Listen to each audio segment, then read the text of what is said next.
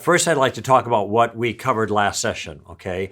We learned the basics of a tactic that I call taking the roof off. It's one I got from Francis Schaeffer. He's the one who actually named it. There are 3 steps to this tactic. First, we accept the other person's point of view, their basic viewpoint or their basic view or argument. For the sake of argument, we acknowledge it. We say, okay, if that's true, then what? We then give the idea a mental test drive, okay? We see where it would logically lead to see if there's any absurd consequences that result when the view is applied consistently, okay? And if there are absurd consequences that maybe that person isn't aware of, we take the roof off. We remove their protection and we invite them to consider the implications of their own view. And we also learned a little bit about why this tactic works. And this is a concept from Schaeffer that has helped me in a lot of other areas, that human beings actually are made in the image of God, and they actually do live in the world that God created. And that means that everyone who denies the fact of Christianity and the Christian worldview will have views that also contradict reality, which creates a problem for them. They're living in a world that is one way, but they have beliefs that say something else. And so there's going to be a point of tension when those beliefs they have and reality collide with each other. And part of your job using the taking the roof off tactic is to cause those things to collide, to help them to see that they cannot live out their view given the way the world actually is. And that oftentimes they're borrowing from our worldview in order to make points that are inconsistent with their own. So we remove the roof, the shield that they've erected to protect themselves from the logical implications of their beliefs, and we deprive them of this false sense of security that they have. That's taking the roof off. And when we do it, we always try to use, questions whenever we can do that. Today, I want to teach you a defensive tactic. I'll call it steamroller. Steamroller is a tactic that will help you handle one of the most difficult kinds of people that you run into. So here's what we're going to do. First, I will teach you how to recognize a steamroller, and I guarantee you that is not hard. Second, I want to teach you 3 basic steps that you can use to help you kind of stop a steamroller and hopefully put you back in control of the conversation, okay? Steamrollers are the hardest kinds of people for me to deal with. I'll just tell you, if I ever break my rule about getting angry, if I get mad, I lose. Well, sometimes I break my rule, not on purpose, but I get mad. It's usually because I'm dealing with a steamroller. So sometimes they're really hard to deal with.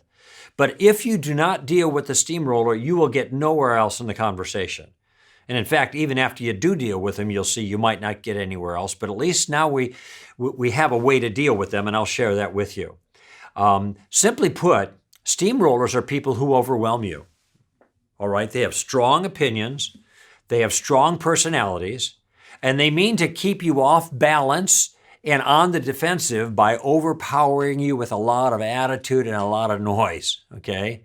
Their words come fast and furious, and they keep you from collecting your thoughts. You can't catch your wits and answer in a thoughtful manner. And they have one defining characteristic. They interrupt constantly.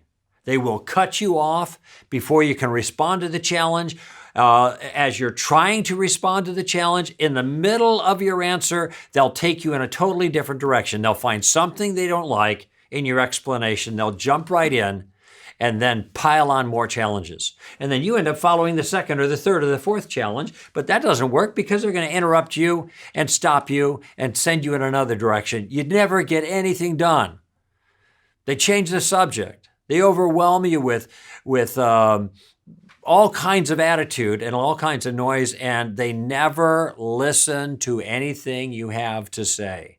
Now, if this description sounds familiar, I bet you've been steamrollered. Some of you are married to steamrollers, That could be really rough. But the technique I'm going to teach you to deal with the steamroller works with anyone, all right? Here's one of the problems with dealing with a steamroller. Steamrollers are insincere people. That is, they know it's easier to ask the hard questions than it is to listen to the hard answers. The questions can come fast. The answers sometimes are slower because they're more involved. You have to cover more ground with them. And these are people who do not want to wait and listen because they don't really want an answer. What they want to do is just make you look foolish, overpower you, okay? They're not interested in answers. They're interested in winning through power and intimidation. Now, every once in a while, you'll run into somebody that I call a benevolent steamroller. That is, they're not really mean or nasty. They're just overly excitable, and they just can't wait to get into play. And they're not listening to you. They're thinking about what they want to say. And once you stop talking, boom, they're jumping in, or maybe they're cutting you off. And so they're still hard to deal with, but they're not quite as difficult as the other time. And there is a way to deal with steamrollers. There are 3 steps for dealing with them. I'll tell you quickly what they are, and then I'll explain them. You stop them, you shame them, or finally, you leave them. Okay? Now, these are progressive steps, and the point is that if you do the first step and it works to stop the steamroller, you don't have to go any further. If the first step doesn't work, you go to the second step. If you can't stop them, then you shame them. And if neither of those work and they keep rolling over the top of you, you leave them. That's the idea, all right? So let's look at the first step.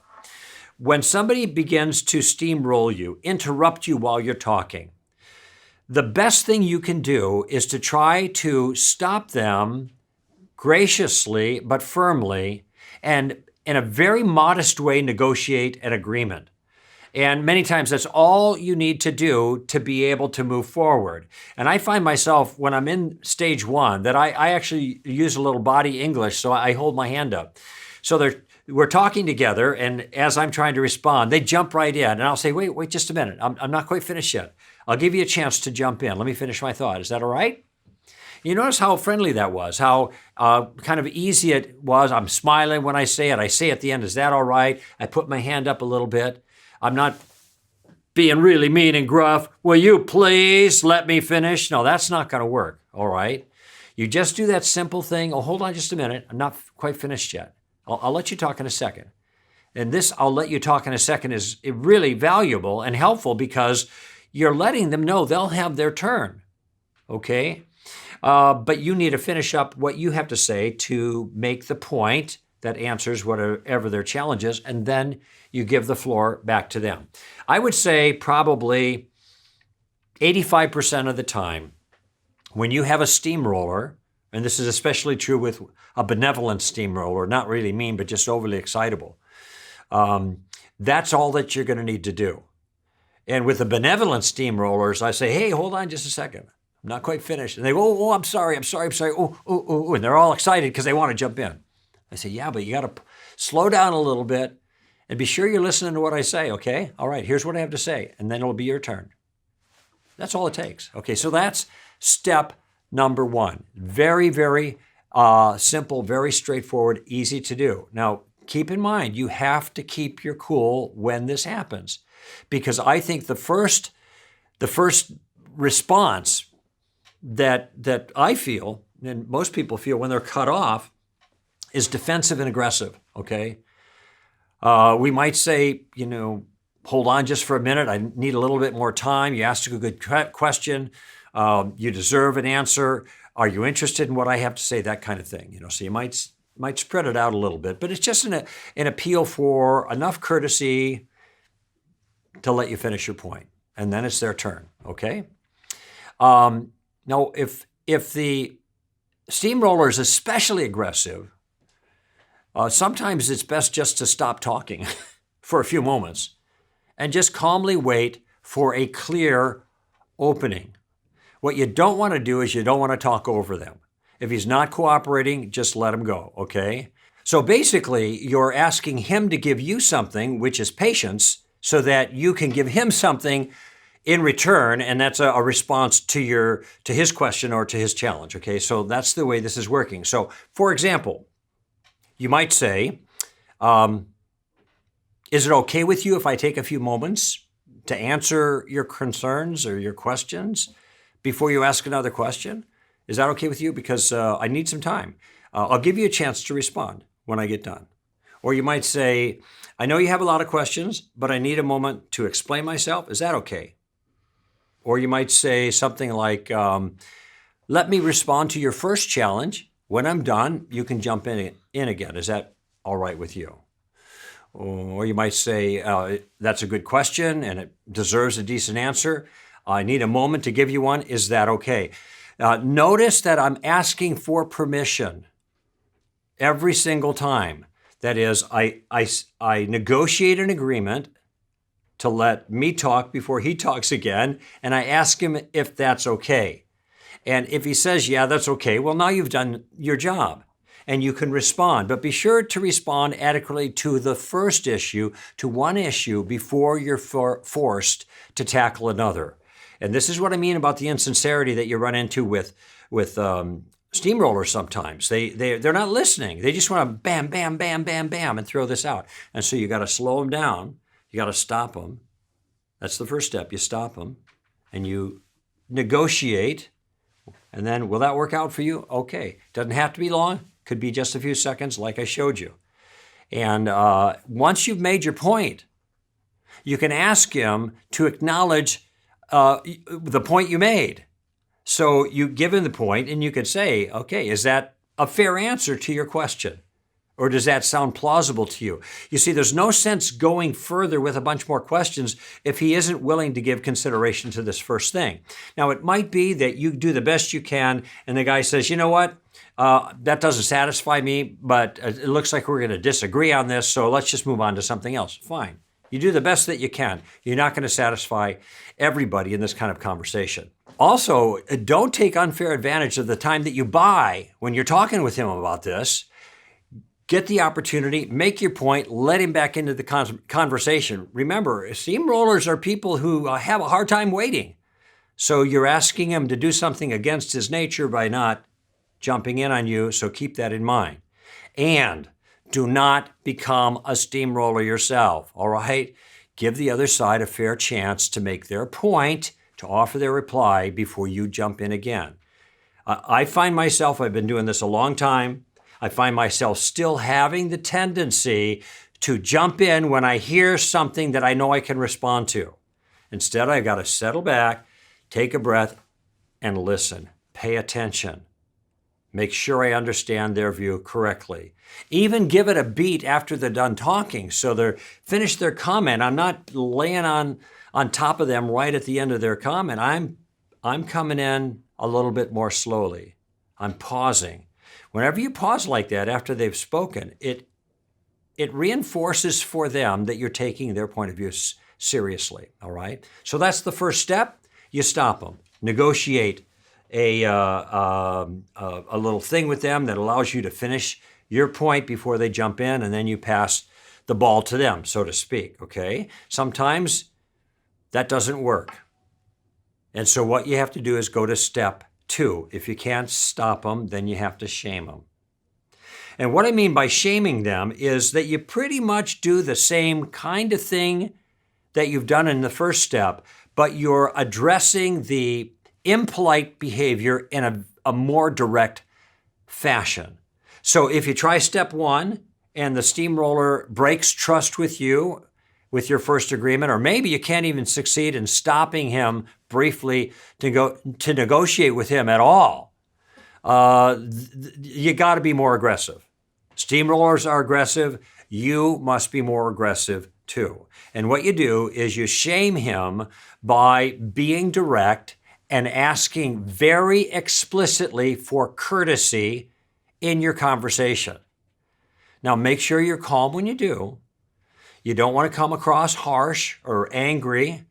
It will do you no good if you are condescending at this point. Take a deep breath, let them finish their point, and then first, just ignore the challenge, all right? That's not your problem right now. The problem is the way the conversation is going. Don't follow the rabbit trails. How many he has put before you, regardless, just let it go. Instead, you want to address the steamroller problem directly. And you might say something like this. You know, I need to know if you really want an answer from me. Now, I assume you asked the question because you wanted a response. I could be wrong about that. You keep on interrupting me. So which is it? Do you want an answer or not? You wait now for an affirmation. You might put it this way. Could I ask you a favor?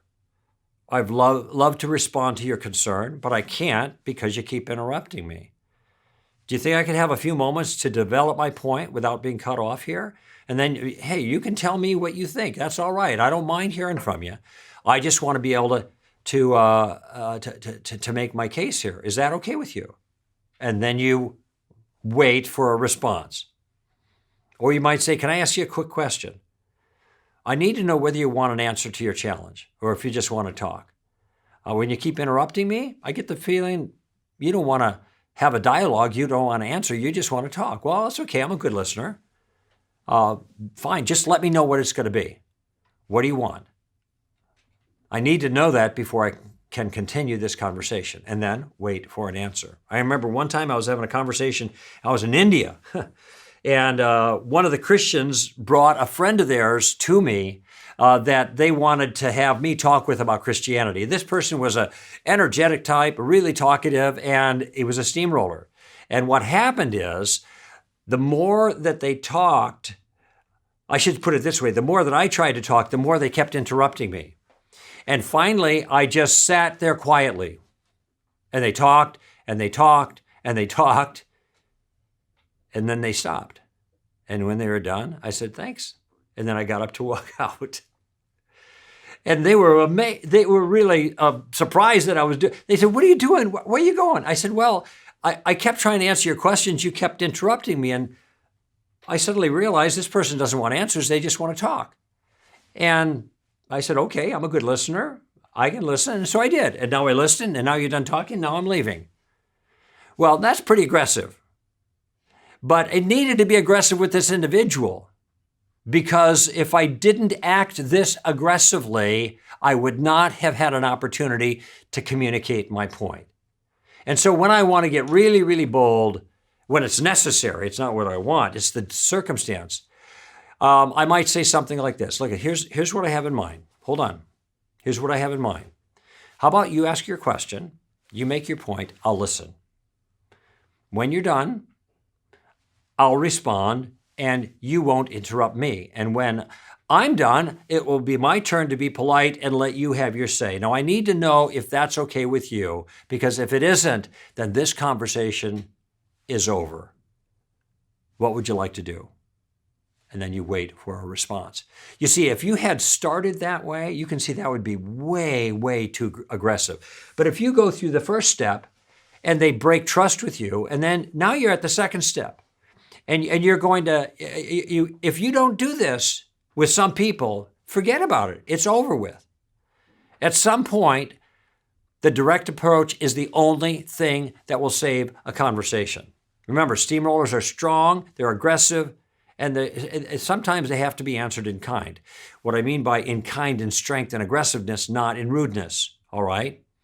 So when that happens and you get some cooperation on this, you can return to the steamroller's original challenge, or maybe any particular challenge that they brought out, but just work with one is the point. And then you address that one thing.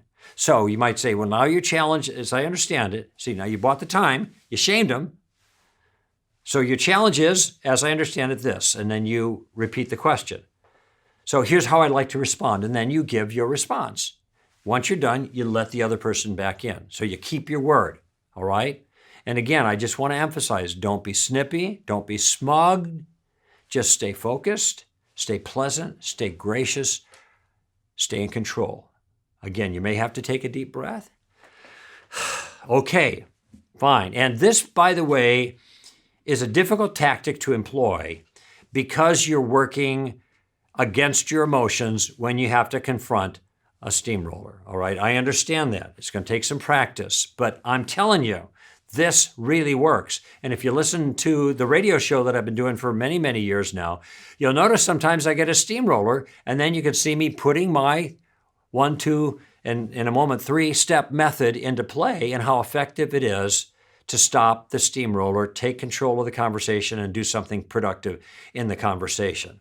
So I mentioned first you stop them and negotiate. If that doesn't work, then you shame them, all right? What if that doesn't work?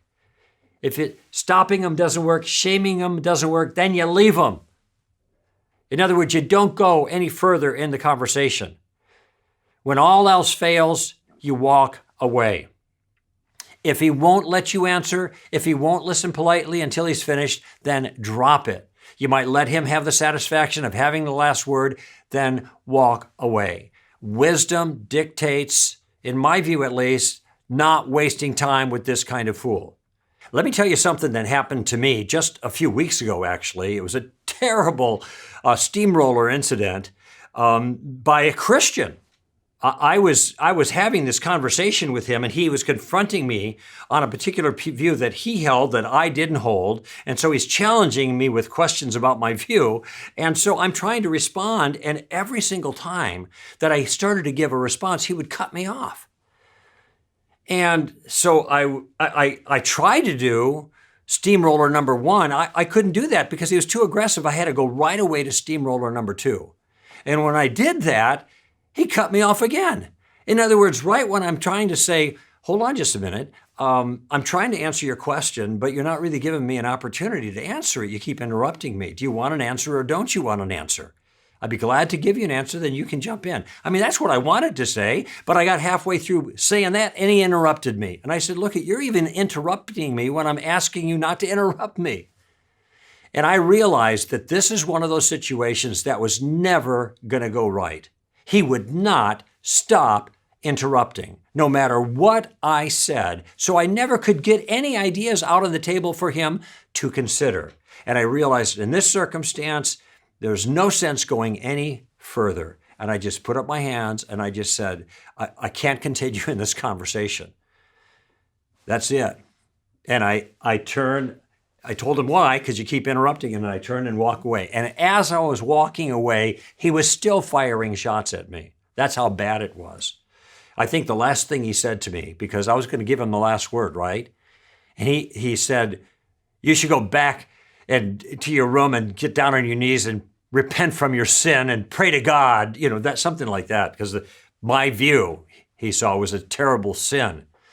Anyway, it was awful. And I felt really bad afterwards. And sometimes this is just the way it goes. I mean, life is not tidy, and sharing your convictions with someone, even a Christian, is not going to be tidy. And sometimes you're going to run into steamrollers, and you're going to have to deal with the steamrollers. Listen, Jesus said, do not give dogs what is sacred. Do not throw your pearls before swine, that kind of thing. Now, I'm not saying people are dogs or swine. That is what Jesus had in mind.